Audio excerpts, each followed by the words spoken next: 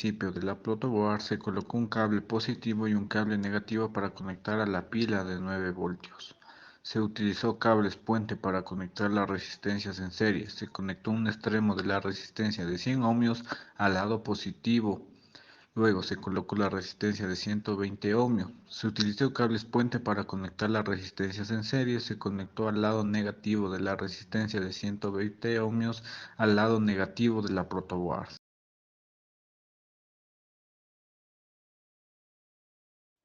Se procedió con los cables puente para conectar el circuito. Para ello se conectó un cable positivo en un extremo de la resistencia de 100 ohmios a una riel de la protoboard. Con un cable negativo se conecta el otro extremo de la resistencia de 100 ohmios, lo mismo para la resistencia de 120 ohmios, pero en una riel diferente. De esta forma se tiene el circuito paralelo.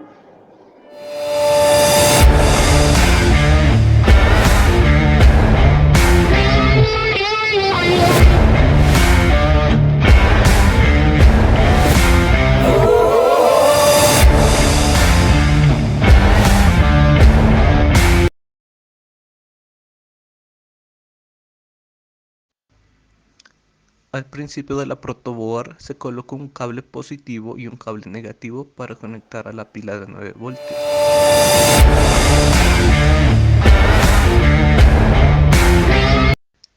Se conectó un cable positivo en el riel para posterior ponerlo en línea a un extremo de la resistencia de 100 ohms. Se colocó las resistencias de 330 ohms en paralelo.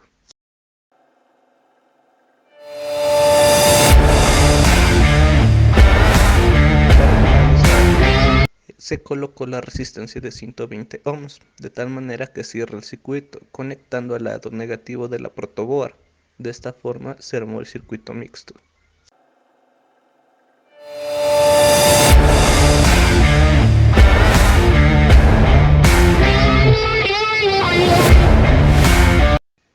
Por último, se colocó los cables en la batería para cerrar los circuitos.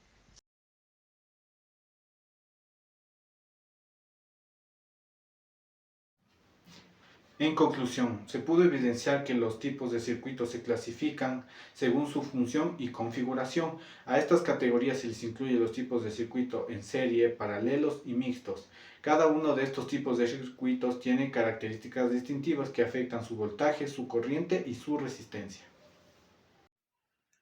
En conclusión, podemos mencionar que esta práctica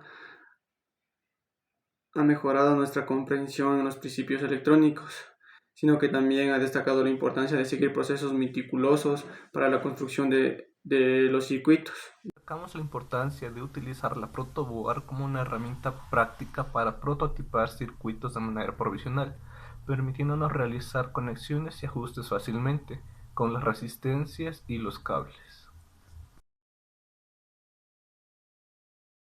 Se recomienda que antes de iniciar esta práctica sean verificados los instrumentos y materiales que se van a utilizar para evitar errores sistemáticos a la hora de la medición.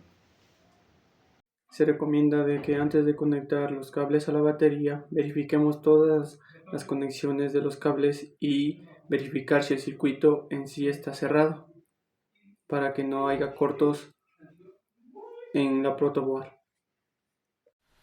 Como recomendación, hay que verificar que las conexiones estén limpias y firmes, esto con la finalidad de evitar las conexiones sueltas que puedan causar problemas en el circuito.